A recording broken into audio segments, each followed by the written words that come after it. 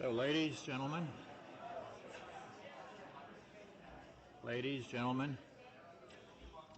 I don't have my nice crystal glass to bring you to attention, and pounding on plastic just doesn't do any good at all anymore. I could do something else, but I won't. So thank you for your attention, and welcome to NLM, and welcome to the Leiter Lecture, which is a wonderful annual tradition, and we're especially lucky today to have a Leiter Lecturer like Debra Lappin. So let me tell you just a few things about her.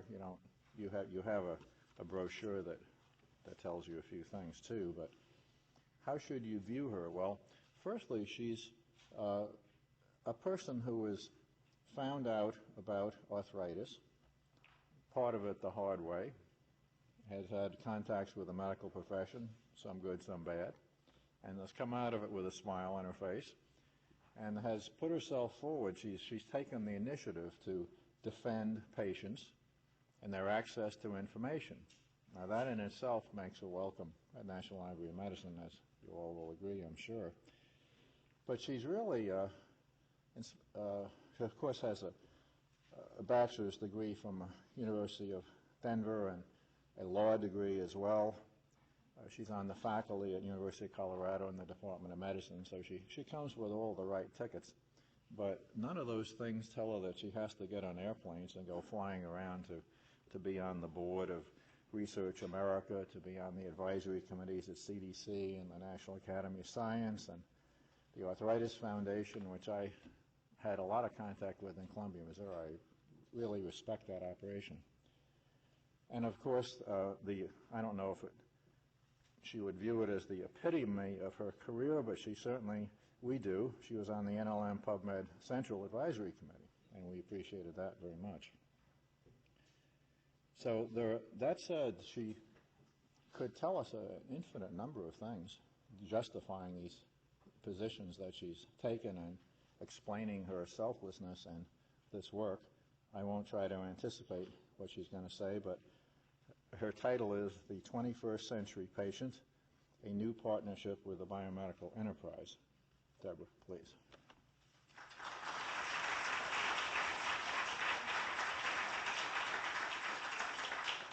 Thank you very much, Dr. Lindberg. Next year, 25 years heading the NLM, and that deserves a round of applause. All you've done. And thank you, Dr. Zerhouni and Dr. Clancy, for being here today. I appreciate especially your attendance, and members of the Board of Regents, and many colleagues and friends and associates across our mutual work to improve and to serve our biomedical enterprise. Those who have preceded me in giving the Leiter Lecture have joined me in celebrating the work of the National Library of Medicine. You drive the advancement of knowledge, capture new systems that accelerate uptake, application, and discovery, and in all that is done in this building and next door, it is improving human health, not just for Americans, but across the globe. Dr. Zerhouni last night shared that when he travels abroad, everyone knows the CDC. And if Julie ever watches the lecture, Julie, that's one for you. But they also know the National Library of Medicine. And this is one of our scientific ambassadors, especially during troubled times. When we send the National Library of Medicine out, we're joining together in a single cause to be united on the globe through information. And it's pretty spectacular. In the last many years, I've come to know librarians. I think they're a very special lot. The rumors of your demise due to the internet were greatly exaggerated. In fact, it serves your core mission to connect people with knowledge and to stimulate this continual circuitry of inquiry. It's pretty amazing. The ALA just released some numbers, and last year 2 billion visits were made to libraries by Americans. 92% of those that were surveyed said the library should be something we invest in even above our roads. And if that doesn't give you some trust in the fact that the digital divide is going to be lessening, and Americans are like water, they're going to find knowledge and information, and it is going to happen, I don't know what will. Dr. Zerhouni has said so often that we need to take the hardware and now apply the new software, our understanding of the components of life and understanding how the software of life works. I'm sure I don't have that quite right. But understanding what these systems are doing for us is something that's been part of his leadership. Dr. Clancy has said that half of what we know gets translated into care because our systems just are not taking it to where we need to go. We need to be giving the right treatment to the right patient at the right time, and that should not be happening only 50% of the time. So today I'm very pleased to come and speak with you from the perspective of the patient and the public and their expectations and their readiness, actually, for something I'm going to broadly define as a new partnership with the Biomedical Enterprise. We're all patients, we're all members of the public. As such, we're all shareholders with a weighted share, I'd say a weighted vote, in this enterprise. And over the last decade, we've changed how we view that entitlement, and I'm going to explore that today. We've also changed how we become equipped to be partners with the Biomedical Enterprise. We've become, to coin a word from the Institute of the Future, bio-citizens. We're connected through new communities defined by our common experiences with health and disease. We're bonded by our search for knowledge and our continued need for society, even in this new global commons. And the knowledge economy is redefining the assets that the patient and the patient organization brings to the enterprise. We together have high expectations for health, healthcare, and research, and we expect this enterprise to serve us at our birth, through our living, our longevity, our ability to love, and our ability to die on our own terms with dignity. I've come to think of this as a new life sciences covenant. It's a life sciences enterprise that supports health at every life stage and ensures our productive and creative lifespan, and in all is life-sustaining. Really fusing into the term life sciences what we mean by life. And I hope to return to that in my comments. Before I was a patient and a lawyer, I was an English teacher. So that's the only excuse I'm going to offer for pulling in some of T.S. Eliot's wisdom into today's discussion. So I'm going to reverse what he wrote because I think it's the mission of the NLM. It's not enough to have information. Rather, through information, we must find knowledge. It's not enough to have wisdom. Not enough to have knowledge. Rather, through knowledge, we must gain wisdom. And in all, it's not enough simply to be living. Rather, in living, we must find life. So Eliot also wrote, the last thing one discovers in composing a work is what to put first. So I decided that we should think about this beautiful phrase, perhaps a poetic restatement of the life science covenant. And with that, I'm going to look with you today at a 21st century patient in the making, and you're looking at her, and hoping that you'll indulge me in this so that I can extract knowledge and understanding about some lessons learned from one patient experience that I think are universal. The 21st century public in the making. I'll go back a decade and watch what I think are the very profound shifts in the way this public has changed in its sense of ownership of the biomedical enterprise. And then finally, ask you to consider with me, is it time for us to call upon some new kind of thinking, some new kind of partnership between the patient community with all the new assets they bring to the table and the biomedical enterprise. So again, calling upon Eliot, he said, every experience is a paradox in that it means to be absolute, yet it is relative, and that it somehow always goes beyond itself, and yet it never escapes itself. This is 1984. I am in a hospital 18 days. Massive assault on my immune system, being waged by my immune system. I have uveitis in both eyes. I have a spine that's wrecked with inflammation. An ankle that was like an apple's, and the sheet couldn't touch it. And in fact, the highest SED rate recorded at the hospital at that time. Not a good record you want to set. These were the dark ages of rheumatology in my mind. I had been I had been diagnosed with ankylosing spondylitis in 1978. The only drugs at that time were steroids, butazolidine, Indocin, which was fairly new, aspirin. And the HLA-B27 antigen, which I carried, had only been discovered 2 years later when the sailors all got, the infection on the ship, and they suddenly began to understand, could somebody's body be doing this to itself? This was a very new thinking in 1978.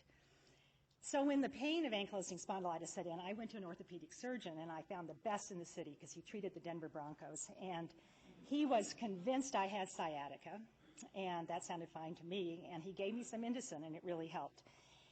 So then he said, we've got to put you in traction. And I said, okay, we'll go with this. And he was the consummate orthopedic surgeon. I want you to get a picture of this man. So when we got ready to go into the hospital one night in the law library, I pulled up Kahn's Current Therapy, 1978, to read about sciatica. And I chanced upon spondylitis. And I read, first of all, I saw this man. This is a classic picture of somebody with ankylosing spondylitis. And everything I read told me I had the disease. It was Indocin, might help, early bouts of iritis, all of which I had shared. I called my husband, John. I said, you have to meet me for dinner. He read. He knew.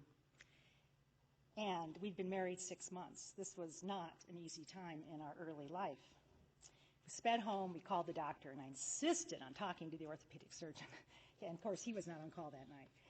And I prevailed, and he called me back very irritated. And I said, I just have to ask you, do you think I could have this disease?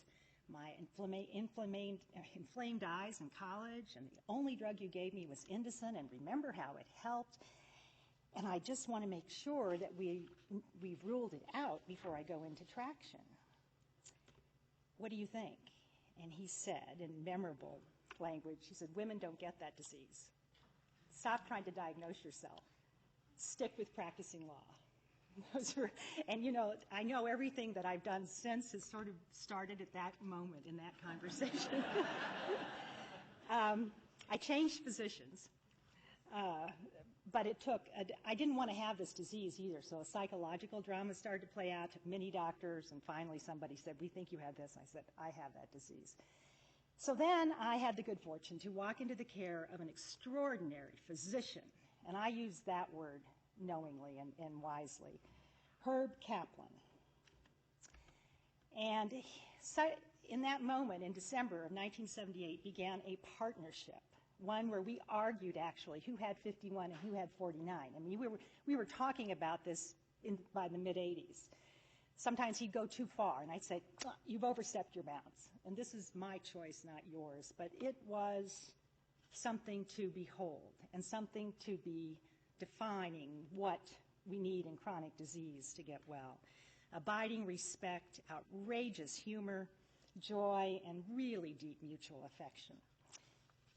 So one day in 1979, just to give you a picture of his humor, he asked me and 9 other women if we would go to Rose Hospital for grand rounds because he wanted to tell everybody, the residents, that women get ankylosing spondylitis. I was thrilled because this was going to be my first time imparting, I think, the patient's wisdom to young residents.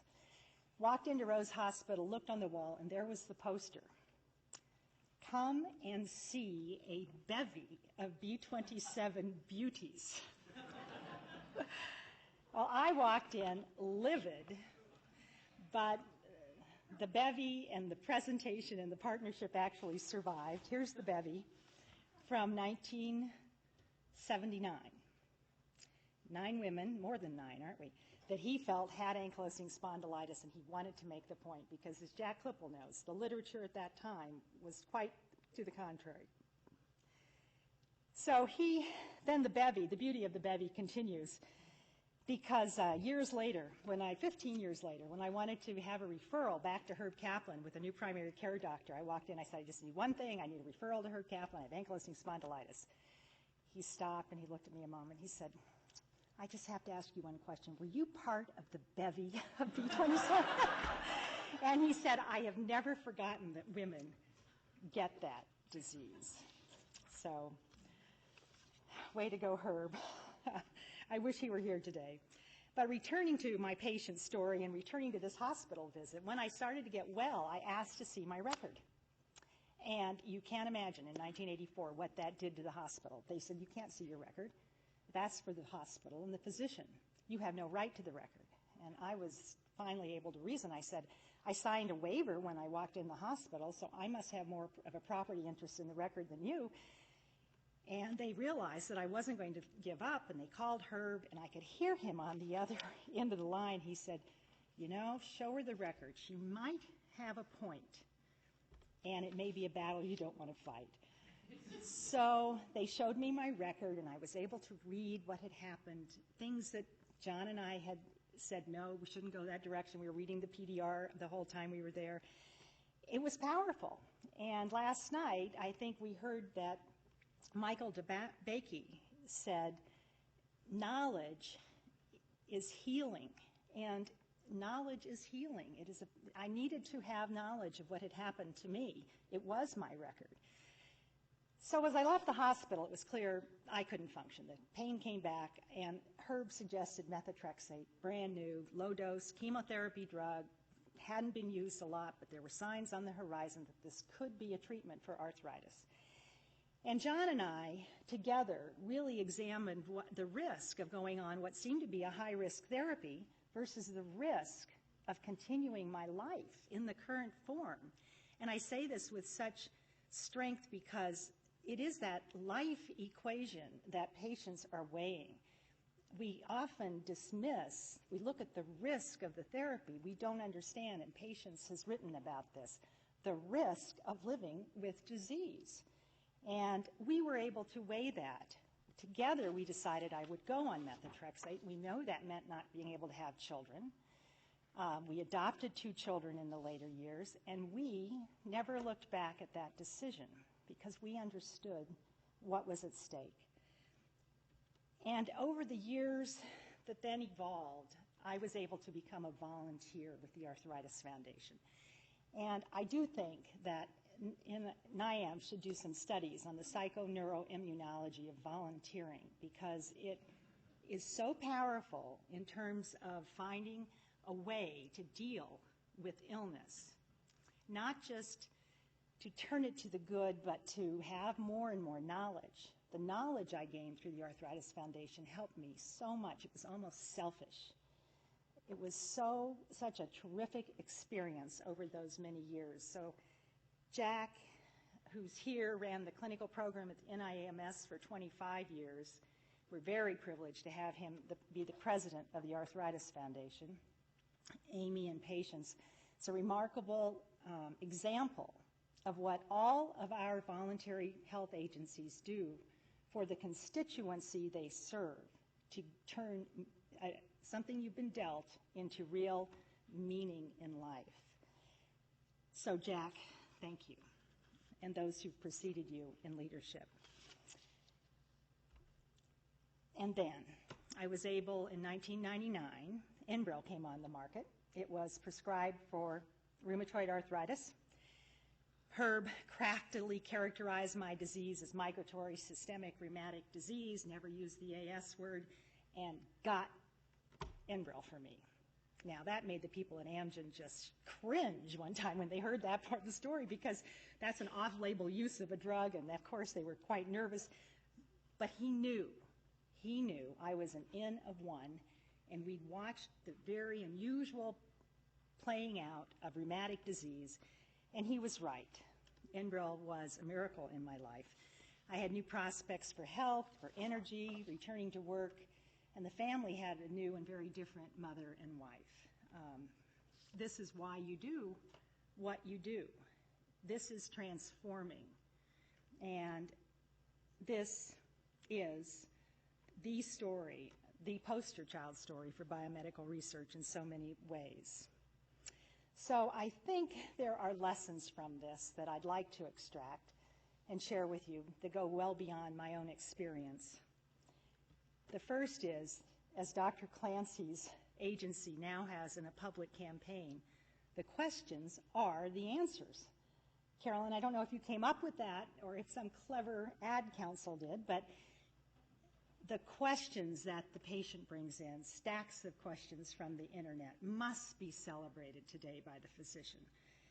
The ability for the physician to extract knowledge versus the ability of the patient, who is singularly focused on this one narrow scientific question, is always mind-boggling. And so that physician today better not say, stick with practicing law, don't try to diagnose yourself.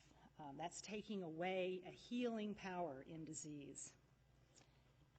In chronic disease, we've learned so much that self-management undergirds, and the partnership has its place in chronic and fatal disease with the physician. This is not a place for paternalism. And we've learned in arthritis to trust patient self-reports. In the 1980s, late 80s, Lee Callahan and Ted Pincus were beginning to observe that in arthritis, the patient's report of how well they were doing was actually more predictive of morbidity and mortality than more complicated functional tests and far more complex or costly imaging. This knowledge has grown through the arthritis community. NIAMS now has its PROMISE initiative, and the FDA is looking at patient report outcomes as a way of judging clinical trials and medicines. It's phenomenal to have been part of that. Educational status and outcomes. I was blessed. I went in armed with the ability to ask questions, and the Robert Wood Johnson report that has come out on health equity recently just reconfirms how pernicious and pervasive the disparities are and the health outcomes are when education is at a low level. And of course, I can't have gone through this without saying that we need universal access. I have a primal fear about losing health insurance.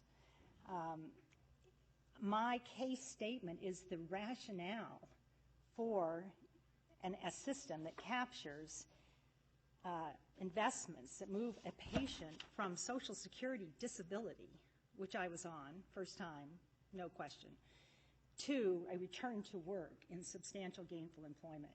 The people invested in NBREL never have gotten to recoup the return of what's happened to me. And the system today doesn't even track this experience, and that is a real missing link in what we're doing. Medicine is personalized.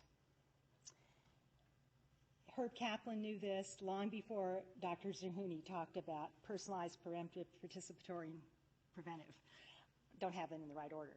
Herb Kaplan knew all of those things. And I think, Dr. Zerhouni, you said sometimes the things we knew then all just were presaging where we are today. You can look back and you can see the current. You can see the future predicted. He knew that he didn't know about autoimmunity, but he knew how unique it must be to individuals. And together, that's how we approached it, all with an N of one, all of our little experiments. And, you know, I couldn't have been more fortunate. Oh, the early rationale for public access. I begged for every article every physician would give me. You know, I was way too sick to fib my way into libraries like Sharon Terry and Pat Furlong and others I'll talk about today. So I was just beholding to an enterprise. Here's the case statement for post-market surveillance. When I went on NBREL, 300 people had been on NBREL for 6 months. Now, all I want today is to know how all of us, all of our data to be amassed in a database, capturing our health experiences, de-identifying it, and never relying on a physician to report an adverse event. Instead, I want to know, are there clusters that start to tell us something about the potential adverse effects of this drug? Is lymphoma a real problem? And then I want John and me to be the two to say, what would it take in those data for me to go back? That's the kind of decision, but I and others like me are owed that kind of data in post-market surveillance. And this is the beautiful, well-executed relay race between the patient organization, the NIH, and industry. The early work with TNF-alpha as a mediator of inflammation had been funded by the Arthritis Foundation. It was novel, it was wacko, it was a little grant, it was maybe more than a little grant, but it was a novel idea, never would have made it to the NIH until they had the preliminary data. When it came to NIH, I was on the advisory council, and I can remember sitting there thinking, what if that ever helped me? And I actually had that thought, that there was such a reaction at the council. This was phenomenal. These cytokines might be mediators of inflammation. And what if we can control those, attract them away from their destructive course? And the idea then that 8 years later, the drug's on the market, and I'm taking it. Think of that. That's just the best of the best. And then the story is why life continues to be at the center of the Life Sciences Covenant and in all we're doing, because my decisions along the way were about quality of life. And when you're dealing with a disease that's not a fatal disease, it's something the community can tell you that quality of life is everything. So it's my story. It sheds some light on early currents that have flown into what we are today: healthcare, health, patient empowerment, nonprofit investment, and really why you all do what you do. So for me, to conclude this part of my presentation, thank you. Now, I'd like to talk about the 21st century public in the making, similarly from some personal observations. Again, Eliot has written, all significant truths are private truths. They become public, they cease to become truths, but they can become facts. At best, they can become part of the public character. At worst, they can become catchwords. So, looking at some of the truths about the public's relationship with science and some of the catchwords that we have to watch every time: transparency, public trust, openness, public engagement. It's very easy to marginalize the meaning of these very important terms.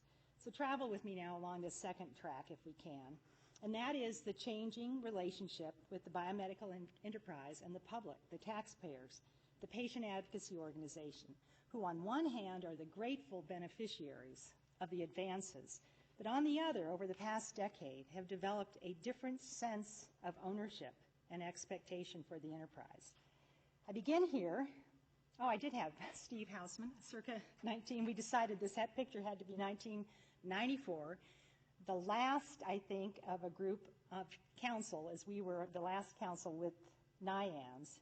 And this is the year Larry Shulman retired, right before Steve Katz came to NIAMS.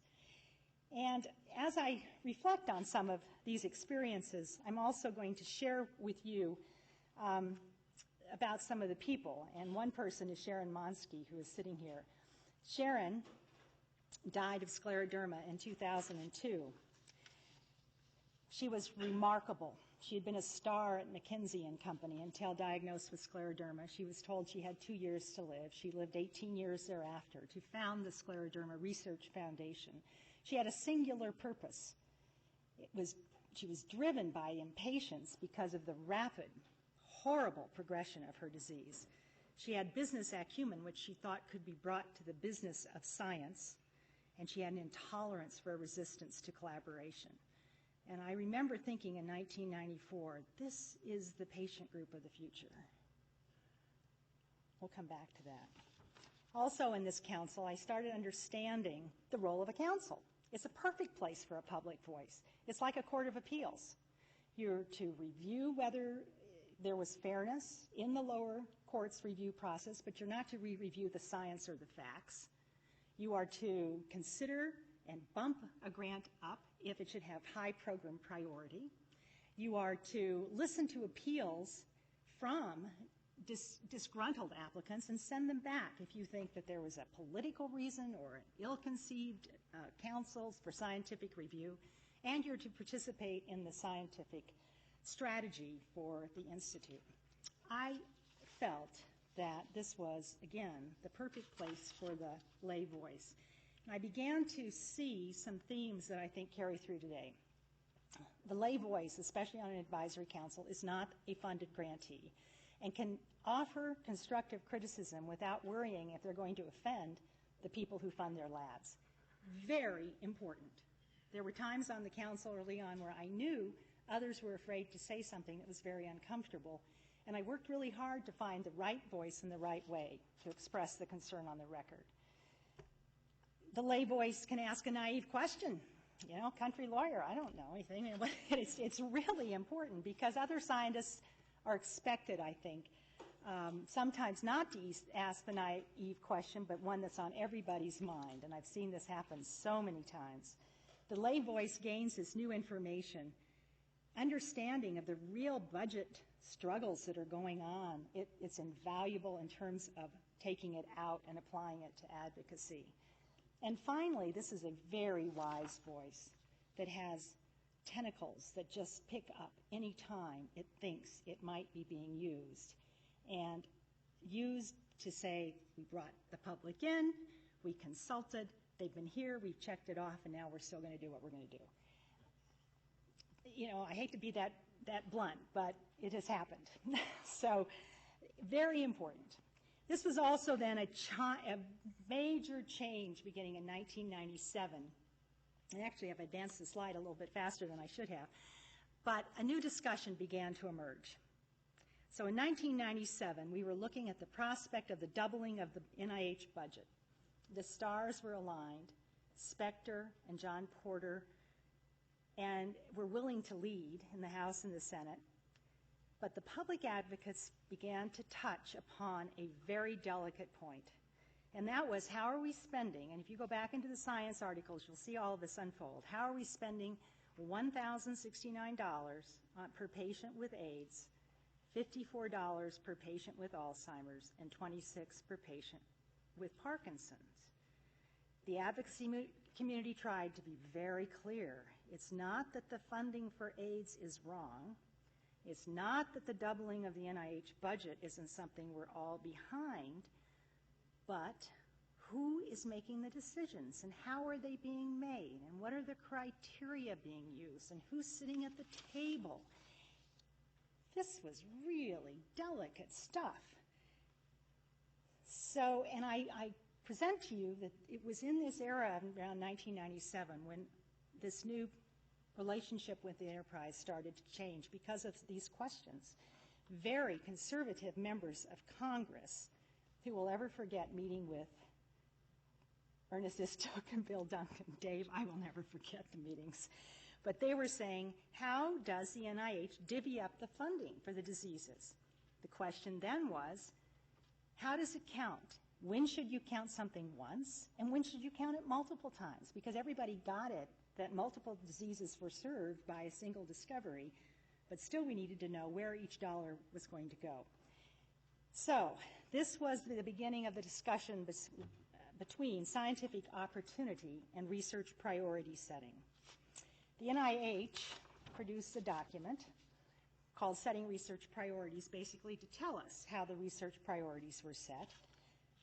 But it wasn't input, it wasn't engagement, it was not bidirectional, and in fact the IOM said, you know, this isn't enough.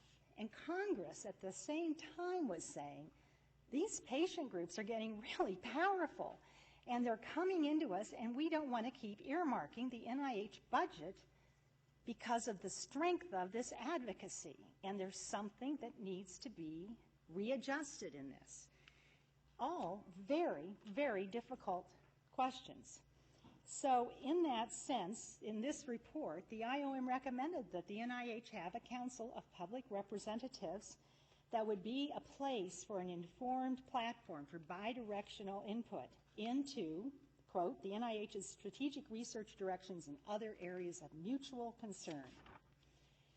This is that first council of public representatives. And to Harold Varmus's credit, he took that IM report to his intellectual heart. And he knew he had to do something. He knew that he had to respond, that there was something here that you just weren't going to ignore, even though he hadn't been happy about the prior picture.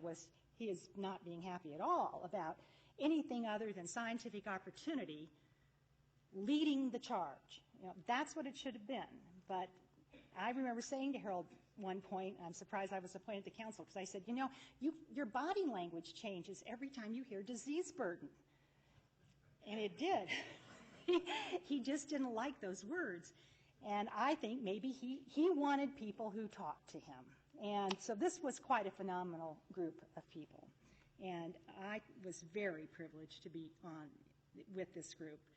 Another story. You'll see Barb Lackritz died June of '03. Rosemary Quigley died September of '04. They were valiant, valiant people who served on the copper and convinced me of why voices like this need to be at the table where research priority setting is made. I'll tell you about Rosemary. She had cystic fibrosis, born with it, of course, but was often asked how long she'd had it. And she'd use that as a chance to tell people about genetic disease. Fought her cystic fibrosis, went to Harvard to undergrad, biology and philosophy, went to Michigan to law school. And then, while she was on copper, she finished her last year in law school, moved to Boston to clerk for a federal judge, and then moved to Baylor to be part of the faculty in biomedical ethics. Meantime, she met Jeff, and they decided courageously to marry. In the summer of '04, she found out she was going to get a double lung transplant. And her diary is on Slate, and it's really something to read. But she writes in one of the many entries, I've been trying to conjure some philosophical reflections about this experience given my proclaimed professional title of ethicist. I know very little about the person whose lungs I now inflate. This is the single most difficult thing for me to contemplate about this experience. Sometimes I think all of the experiences I will be so sorry to miss out on, because of a premature death, a prolonged career, rich marriage, generations of family unfolding. And last week, just walking into the grocery store, I thought the donor and how she absolutely misses out on all of these. I'm not saying I owe it to the donor to make the most of her gift. This would be to imply that I have control over whether something goes awry with the lungs. I have much less confidence nowadays in the idea that if you fight really hard enough, you'll beat the odds. If only it worked that way. Still, you may as well fight. She died in September, and it was a real privilege to serve with her. So this is the last of the remaining first group of copper that Elias inherited in 2002. And he's saying in that picture, it's a great picture, Dr. Zerhouni, because clearly you're saying, no one told me about this group before my confirmation hearings. And now I want to renegotiate this salary. Because he walked into a really empowered, strong, committed group that wanted to work with him to define how this voice could work productively in the NIH. And they've just gotten a lovely award for being one of the 8 models of public engagement now in science. So this is really an important part of the new public's story. But just going back for a second to Harold, when he left a legacy. And these were several of the really important legacies that he needs to be remembered for. Gene Bank had been launched at Los Alamos, brought over to the NCBI. 1997, Medline turned into PubMed. We'll come back to that. He tried out eBiomed. You know, he just kind of was ahead of his time. He thought maybe you could put preprint articles up there and the scientists, like the physicists, would just love to banter back and forth. That wasn't going to work. Pulled it back. PubMed Central is launched in 2000, a digital library of the published results of articles. Articles contributed voluntarily by publishers. And then he posited an important question for the entire community. It's now possible to share the results of medical research with anyone, anywhere, who could benefit from it. How can we not do it? Nice legacies. I'm going to just breeze through now some of the data. Most of you here at the NLM will know this, but those of you who aren't here, just watch what began to happen here at the NLM as data became open. First, the PubMed searches.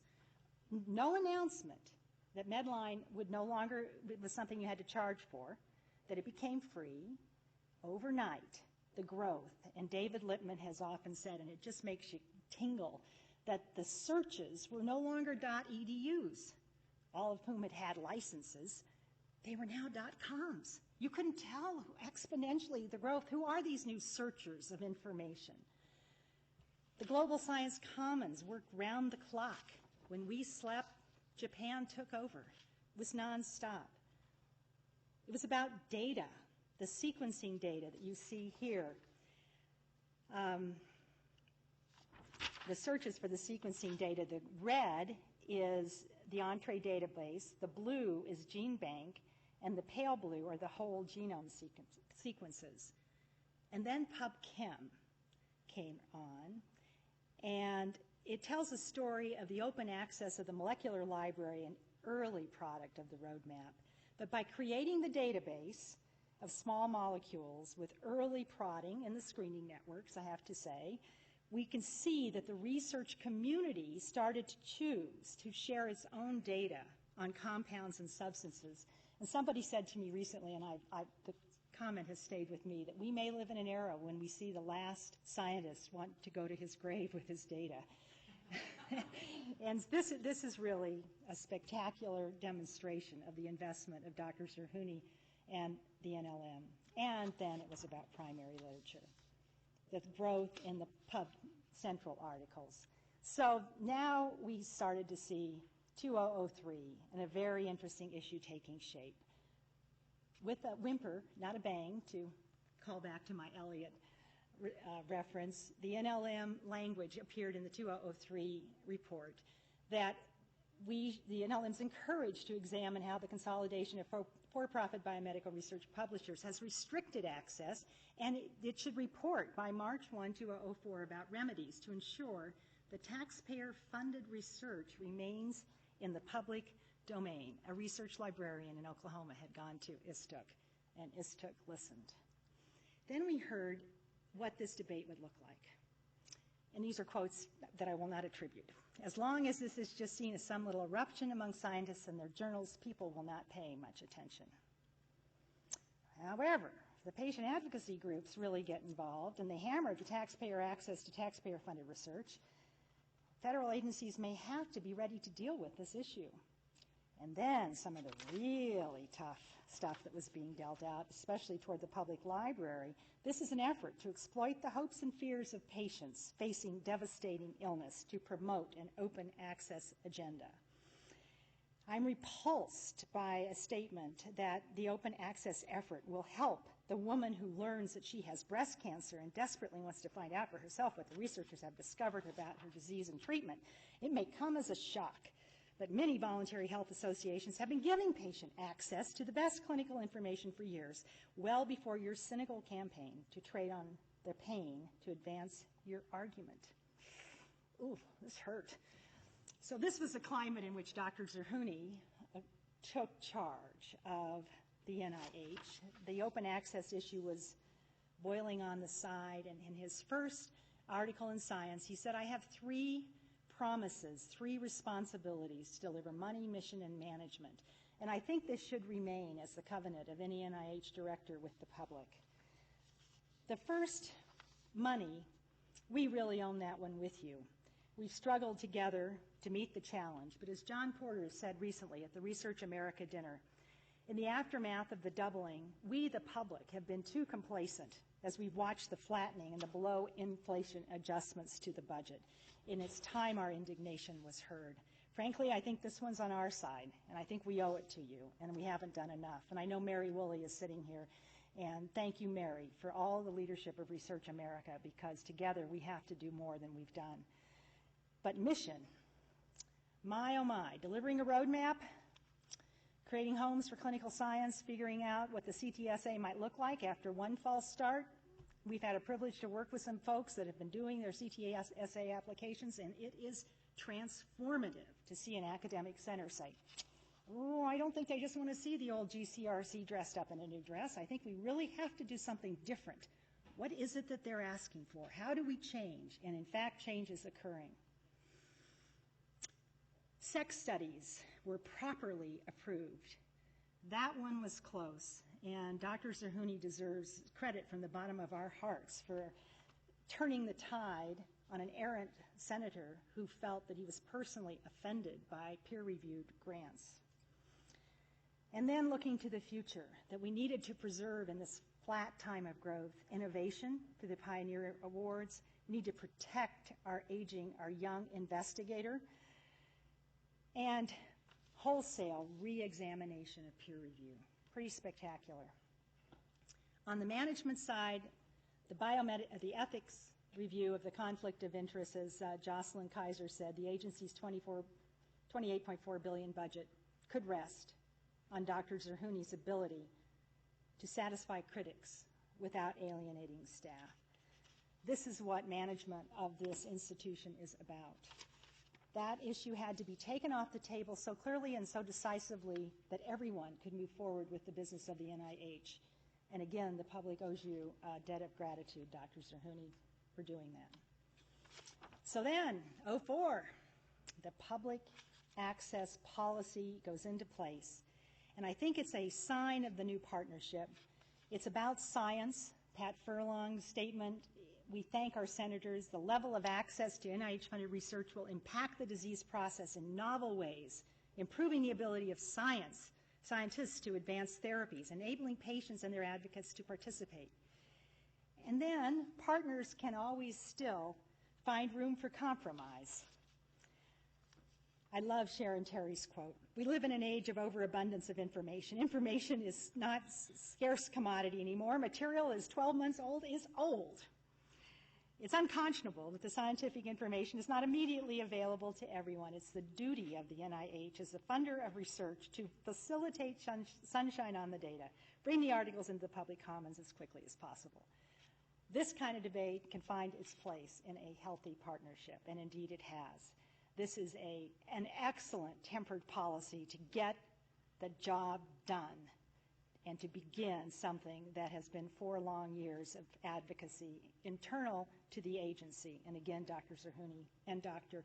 Lindberg, thank you for leadership on something that 10 years from now will become part of the public psyche, and no one will be able to remember when you couldn't find a published article funded by the NIH when you needed it. So now that we've looked at one patient's experience, the change of the public and its relationship with science, I'm going to move into this final discussion of what a new partnership might look like. And I use the term in a broad way because there are so many ways that the patient and patient organizations are changing. And my question is whether our continued parallel play is sufficient given the real change in the patient. But first, consider the pendulum. We talked about how, in the experience that I had and generations before me, we knew that scientists and our physicians knew best. They had control of the information. The 60s generation defined personal autonomy, demands for personal choice, distrust of institutions, and it was inevitable that we would infuse into our relationship with the health enterprise this notion of autonomy as we moved past the early paternalism. So we defined HIPAA, and in Europe they even went farther, and we looked at how we want to protect our information. We've looked at a number of tragedies in clinical research where the implication was that the patient was a guinea pig in the research, and the early Nuremberg principles needed to be brought back into review. So the pendulum took a necessary, almost law of physics. For every action, there will be an equal and opposite reaction. Had to flow so far to the right to protect our autonomy to make up for the years of paternalism. Now, I know that's really simple, but what if you could build that out and say it's true? Then maybe, are we at a place where that pendulum could come back into the middle, and we together can be responsible? Well, consider this. We're in this knowledge economy, which Standard & Poor's just reported. In the 500 companies, their market value, 80%, is based on intangible assets in the knowledge economy. The knowledge no longer is the province of a few. It's the same inversion I could call the science and partnership inversion. The knowledge economy has made a fundamental shift where the redefinition and redistribution of assets into the patient and patient organizations, personal health information, registries, a characterized genotype and phenotype, our movement to clinical trials being small trials, biologically substratified populations, the desire to find the right patient at the right time for the right trial within this particular confine, The ability to connect the right patient at the right time with the right health information all comes back in large ways to our voluntary health agencies. We may be on a brink of an unprecedented opportunity to put this new patient, this new partnership, the new patient organization and the new public to work in something different than what we have done in the past. So I'd like to think about this new partnership becoming a place of centered balance, a tempered place of greater equipoise that begins to serve both the patient community and the scientific enterprise, that we find new balance, and I would suggest the partnership could consider a recalibration of some of these extremes, that together, in mechanisms that we have yet to be discussed, we call for a centering of the privacy protections on one hand, and yet our ability to get data out. I think sometimes that we have HIPAA extremists, my word, which are perhaps suggesting routes that the patient themselves would like not to go down. I think the patients want their data to be used, and this is a new dialogue. It began in the GINA work. We saw that. We need to elevate it together. We need to, let me talk about this. I'm sorry, Elias, that's your little quote here. I'm just going to tell you a couple of other balancing before I go to that one. A new balance between proprietary protections and the open sharing of data.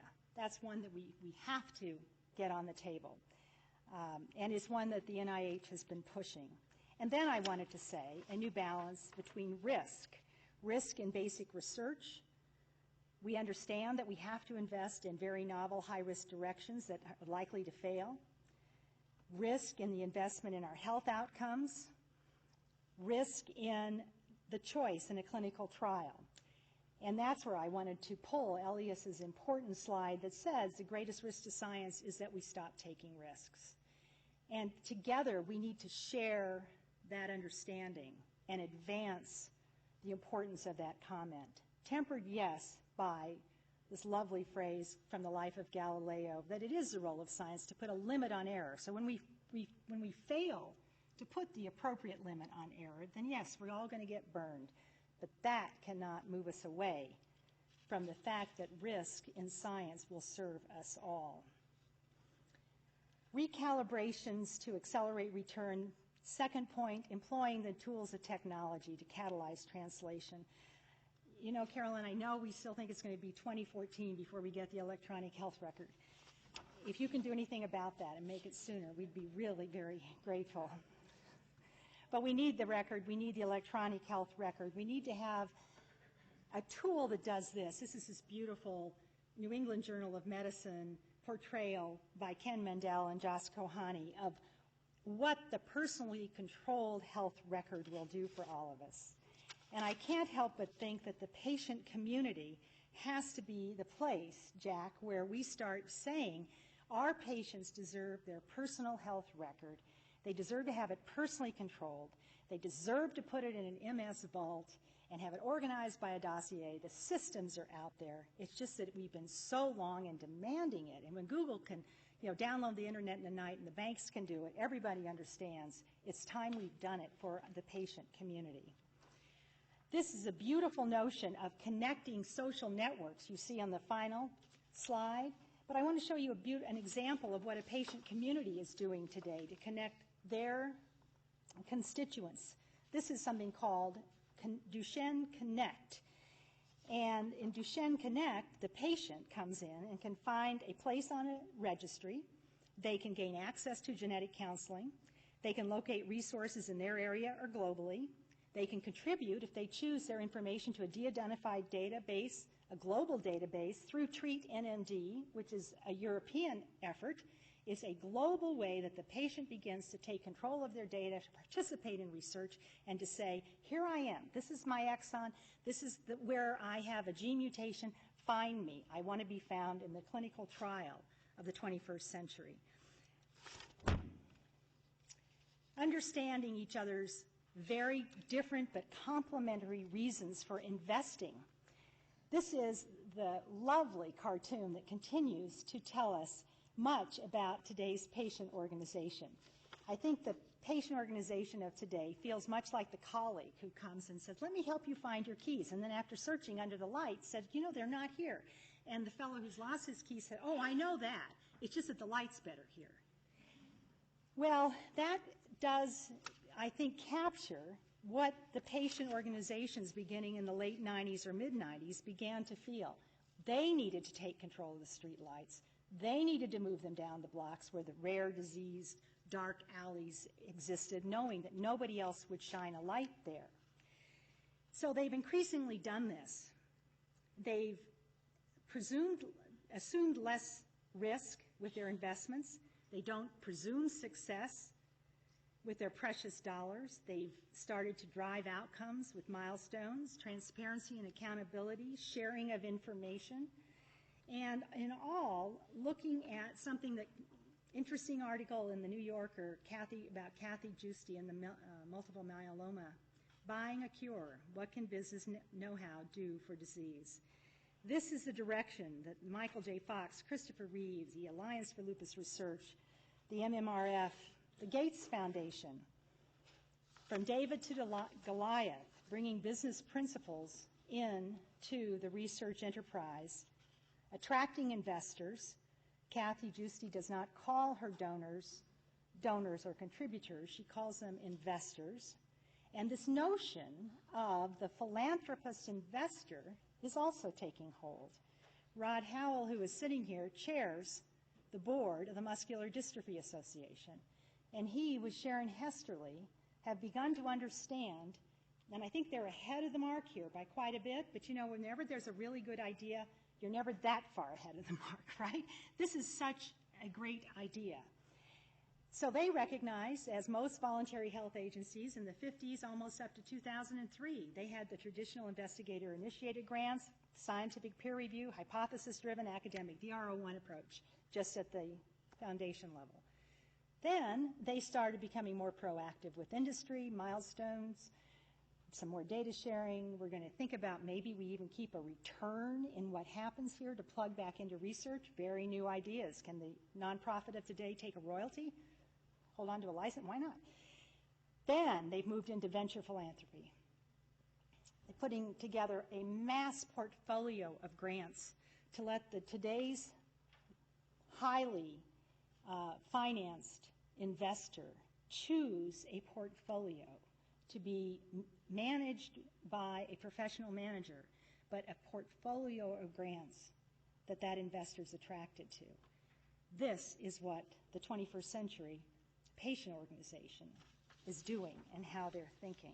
And this is one more example. This is in France, a nonprofit biotech formed within the Association Française contre les Myopathies, nonprofit biotech that moved from mapping the genome to having an early dedicated to the development of therapies, the first lab in France authorized to produce the adeno-associated vector. Finally, to today, to having 4 products in-house that they are developing. This, again, is the new 21st century patient organization. And finally, to look at another brilliant idea that Rod Howe, who's sitting here, and I chose this because I've watched all this unfold, been privileged to do that in some work that we were able to do a couple of years ago. But this group came together, and I present this to you, Don, as a model, because I think it's brilliant. And they have said, is it enough that we're having this parallel play with our federal institutes? Who's investing in what? And we're doing so much. I mean, $88 million a year is being invested just by the AFM. We need to know every grant that's been given for an investment in Duchenne. We're going to pull together a clearinghouse. We're going to take the CRISP database. We're going to integrate it ourselves because it's there. But then we're going to do an overlay of INSERM's investments, and then we're going to put in all of our investments. Then we'll know, because we're going to take the NIH strategic plan for the muscular dystrophies and overlay it, and we'll know on the globe where there's overinvestments in research, where there are gaps, We'll have new ideas about where we need to invest because we believe in the NIH plan. And we'll create this new global database of who is doing what in research. It's such a simple idea, but one I know they'd like to will to the National Library of Medicine to consider if patient groups would begin to flood the National Library of Medicine with the public information available just about the grants, the investigator, the institution, the title of the grant, the expected outcomes, so that everybody in the world could come to the NLM and say, I want to know on a global who my particular new partners might be to fund, and would have this global picture. This is the way we end our parallel play and we start coming together with something that is very powerful. And finally, our co-ownership of shared returns. This is our partnership. That doesn't get any better than this. This is the passage of Gina a few weeks ago, where we can really accomplish a policy advance by bringing the best of what we all do from our different perspectives. This is going to be utterly brilliant, what the Alzheimer's Association is doing. They are looking at the special needs of their population, recruiting people into trials, starting to train them about what it means to participate in research. This is a huge initiative, and we'd better be ready for more and more patients coming into trials. And a final return of the partnership will be trust in the enterprise. We've talked so much about this. Julie Gerberding has a three-part notion of trust. First, it's truth. And I hold this up as an example of truth that we expect from the enterprise. Nobody could do it better than Tony Fauci when he delivered the very tough news about the AIDS trial, finding that, in fact, the trial might be hurting people rather than finding a productive vaccine. He spoke without mincing words, not hiding the reality of what had happened, sharing the brutal truth, all because I think he sees this as a real partnership, shared grief, shared setback, shared lives. This is a model. Transparency, I credit you all for what you're about. In September, the results of clinical trials will start coming in the door. There will be people who want to minimize this by saying, oh, the data won't be valuable, it won't be understood. Those are red herrings that we will all dismiss. The time has come when negative trial results are no longer held back, not reported. There have been too many incidences, and public trust and the health of many people is at stake because of this. So congratulations on what you're about. This is very important. And then I raise another question about the trust in the transaction of clinical trials. Julie said, let me go back, the trust is truth, it's transparency, and it's the transaction. So truth, transparency, transaction. So trust has to find its way into the transaction of the clinical trial. Jesse Gelsinger's father, Paul, and Adele Chamu wrote a very almost disturbing article saying, are we any safer now? The AAS joined together with the Hastings Center a week ago to look at, are we ready for a re-engineered system of human research protections to keep up with our re-engineered clinical research enterprise? This is a question that has been bandied around, and we've had clinical research roundtables, and we've all looked at it on the margins. Perhaps it's something that the COPR should even consider whether, not how, but whether it's right. And perhaps the CTSA consortia, who are now charged to have our re-engineered clinical research enterprise in their labs, should be part of this. And then you take the MDA and the Alzheimer's Association. We're going to be bringing people into trials in new ways from the patient community. Let's be sure that we've thought really carefully about whether the system of protections in place today is ready. And finally, there has to be trust in the transaction of the patient encounter. I don't know if Evelyn McKnight's here. Evelyn, if you're here, I didn't see you come in. I know that they are on the Hill today, but this is a valiant woman, and we are representing her now, so I do want to disclose that. She received hepatitis C through healthcare transmission when she was getting her oncology treatments. 99 other patients got hep C. And if any of you have been reading the record, we now have 50,000 letters have gone out in Las Vegas where people have been exposed to hepatitis C and healthcare transmission. This is in Dr. Clancy's lap. It's in the lap of the CDC. We do not have systems to protect patients going into outpatient ambulatory surgical centers or seeing their doctor. We have no system, really, of protections. But it also strikes me of interest to the NLM. And that is, when this happened, 100,000 medical records were just, in Las Vegas, 100,000 medical records were taken from the clinic and put into a warehouse. And suddenly, patients who need their records, 50 patients, they've found their records. The records are not identified by patient, by birth date. They were only identified by date of procedure. This tragedy that's happening and happening now needs to be used to shore up why the NLM or our system, we should have a backup system for our medical records. What if this was an anthrax? What if this is our next bioterrorism? We are not ready, and we need to be. And I think there's some lessons and some, Senator Reid is looking at this today as we speak and looking at what we should be doing. But the medical record backup system is not a small part of what has unfolded in Las Vegas. So, recalibrate. Let's find a centered balance. Employ the tools together. Let's insist that we move faster than we are. Let's understand the motivations on both sides, not change them, but consider whether it's time to build some bridges. And again, I hold up the idea of all of the grants we're funding across the globe, finding a place here at the NLM, and our co-ownership of shared results. I return to my own life science covenant, that it's about our commitment to an industry, optimal health at every life stage, and enhancing our lifespan in all life-sustaining.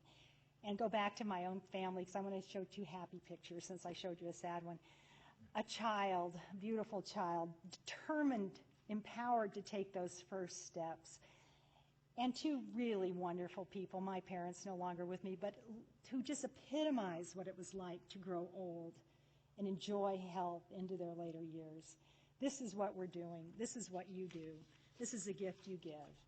So thank you very much for the honor today to speak to you about this new partnership.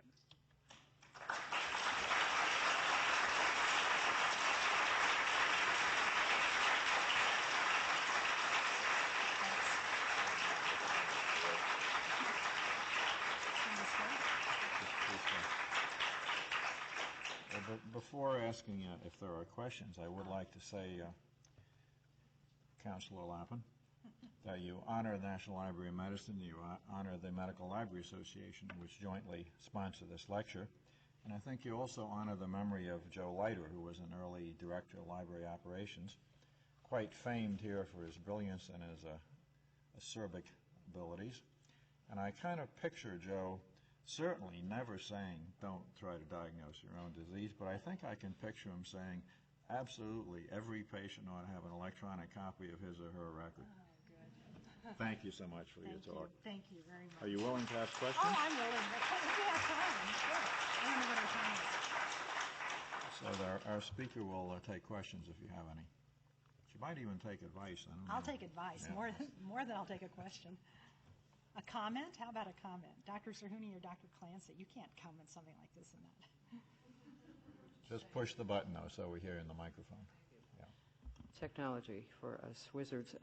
We were just saying this was really, really terrific. And we were having a few little sidebars about, will we really have electronic health records by 2014 or sooner? I actually think the key to health records and research is likely to be personal health records. There's a whole lot of detailed stuff doctors need, and I think that they are a key audience for all of the findings coming out from multiple research enterprises. I was just saying to Elias, you know, I could imagine a day, and it should be like very soon, when those docs who have electronic records, a doc shouldn't have to then say, excuse me, I need to go into the Explorer to look on clinicaltrials.gov. That information should actually be customized already so that the patient and the doc get a list of trials the patient is eligible for. You don't have to wait for that serendipity of thought and so forth. But I know that a number of disease organizations have actually looked into would patients want personal records and what do they want. And one of the functionalities that patients want is actually being able to know, could they hook up with researchers. For example, I took Gleevec is the story. I didn't personally, but metaphorically, I benefited from a breakthrough. Someone should be following me. Yes. This is my gift. Yes. But I'm not empowered to do that. I don't know what I would do, and I'm guessing if they found the head of a team, they wouldn't quite know what to do with it either. But that's another kind of example of the partnership. Well, the Alzheimer's Association, I forgot to tell you, one of the data points in their early clinical trials initiative, they've gone into 5 states, interviewed primary care doctors. 97% of the respondents could not identify a clinical trial site. 97% of the primary care doctors. We have some advertising challenges. Right, but I'm not sure that, I bet you 90-something, 90+% of patients couldn't tell you what kind of drugs they're on to start with.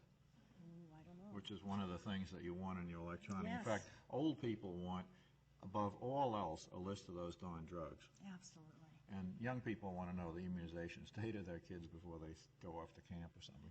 Well, and also mentally challenged individuals have to have this electronic medical record. We should have it be a requirement if you go on disability for a mental illness that you have an electronic medical record, because the very determination of that disability for a mental illness also tells you that you're not able to manage your health or report on the drugs you're taking. Actually, one of the NLMers, Mike Ackerman, is starting us working with an outfit that runs tours on boats. And they've identified the need for an electronic medical record on the people who subscribe to these things, particularly one that they call the stroke boat. Please. I'd like to reflect a little bit on your lecture, and then maybe ask you a question. First of all, I'd like to commend you for sharing both your experience and the implications of your experience on policy and on the structure of research. Because I think what you're calling for is a complete restructuring of how we envision actually going forward the relationship between patients, the public, federal agencies, industry. So in many ways, your lecture is revolutionary because it does provoke, as you've always done actually, when you were a member of the Copper and continuously public access and so on. You've been able to sort of tie your experience to provoking change without actually diplomatically in a way that makes it happen. I think that lesson, I'm wondering in your mind whether or not that could not be also extended to the relationship patients to healthcare system as we know it. Yeah. If you could comment on that. Oh, again, I look at Carolyn for that. I think it was a challenge for me in considering the lecture not to open it up. So I kept wanting to come back to the patient and the biomedical enterprise because the healthcare challenge is so large for us. But it has to happen in the healthcare challenge, and it has to happen in health. I mean, I've become convinced by what Julie Gerberding is advancing, that we are going to be moving with all of this change in the way from the autonomy into a partnership, and if we fail to look at it in healthcare, and the biomedical enterprise as a partnership among equals, we're disempowering the very component of the partnership that will be essential to make it work, healthcare being the perfect example. So yes, I think it applies directly, and is that answering your question? I was really reflecting on not the issue of clinical trials, because I think you're right. There needs to be engagement. And your comment about looking at a worldwide picture, a global picture of how we really make progress, both here in the United States or in France, and then matching what is it we know, we don't know. Actually, in the roadmap, there is a component of it which is called portfolio analysis, which is something we've tested with Parkinson's disease. And we've actually looked at a worldwide picture of it. And you'll be amazed, actually, on the amount of redundancy that we see. But the issue about the relationship to healthcare relates to the ability to, in fact, implement what you just described. Because to be able to do that, you have to have a change in the incentives within the healthcare system. You have to have a change in the way healthcare is paid for. Give you an example. And again, I think that the point you're making, which is really amazing to me, is that you're not just doing futuristic projections. You're really forecasting.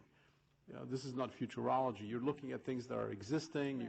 You're showing models. Alzheimer's is in. You say, well, that's the extension of that. And you're making predictions that there will be a risk sharing and a participation, with this concept. But at the end of the day, I mean, where is it that it's falling right now? Where is it that the 50% that should be done is not done? It seems to me that the implication of what you're saying needs to also engage patient groups in their own management of their own disease, right? Oh, absolutely. But how do you pay for that in a system Jack, that doesn't? Amy, That's my question to you. I mean, it is how Give us do you your pay ideas for there. self-management? I mean, we worked for over decades to try to get self-management programs reimbursed to empower the patient. And the data is stunning. Physician visits go down, pain is reduced from 43% reduction in pain and 16% reduction in physician visits, all if you just give a patient a tool to self-manage, and yet we can't get it reimbursed. So does that call for the wholesale re-evaluation of the incentives in the system to do these upstream investments and when I use the word prevention, this is prevention. This is just as much prevention as my husband getting his heart rate up to 140, and overriding mountain passes. We're both invested in health and prevention. So the system has to have new incentives. I worry that what I've been given may not be given to the next in 10 years because of the cost of the drugs and what's happening. So this is very serious, and smarter minds than mine can pull together how this new economic system, so the economics of the outcome are tied to the intervention, and the intervention can be primary early prevention versus investing in Enbrel. But I do feel this so strongly that the folks who made that initial investment in my Enbrel have never seen the return, and there's no system that tracked that I was on Social Security disability and am now, of course I'm not paid enough, but no, that was a joke. I couldn't resist. But that I'm able to return to the tax base. Where is that captured? I guess just from the perspective of the healthcare system, I hope others jump in. We don't need to actually have a little soliloquy going on down front here. But transforming it is very much about linking what we're paying for to the distribution of effective knowledge. And I don't think we figured out how to do that. We have got armies of people and companies who know how to distribute products, sometimes wisely, sometimes not so, in ways that we're not so enthralled with. But nonetheless, if we make a new product, companies know how to find the right patients for the most part. They're very, very good at that. But knowledge of putting it together, I think that is the big challenge, which is why in many ways at ARC we consider NLM to be sort of a close first cousin. Well, there are gaps, but one of them was hospice. And there was no payment, federal or third party, for hospice care until Claude Pepper simply made it happen.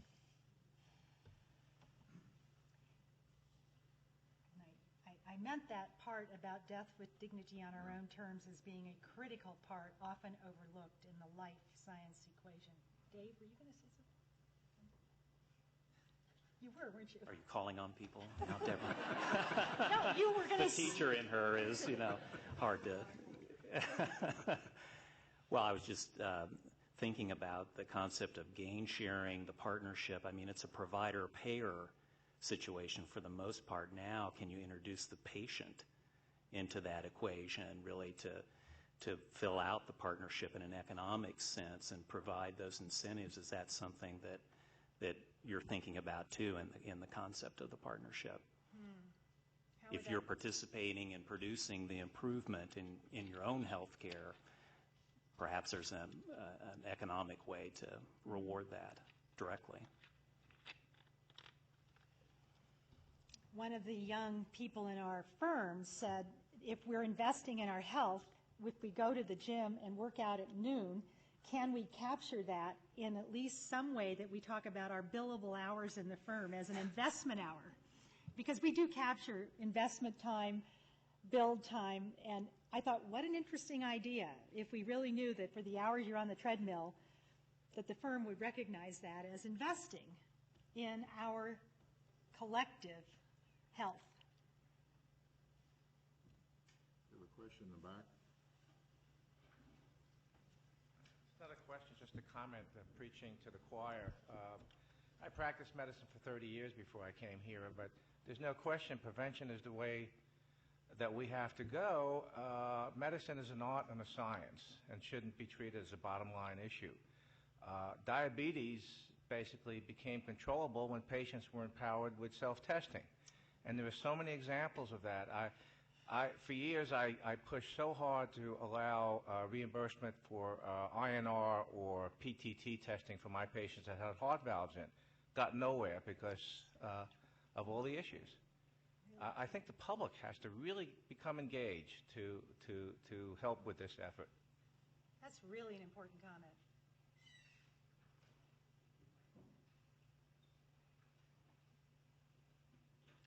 Deborah, maybe they're going to let you off the hook, and we'll go and have some coffee and cookies. Sounds Thank like you a very plan. much. You did a wonderful job. Really did.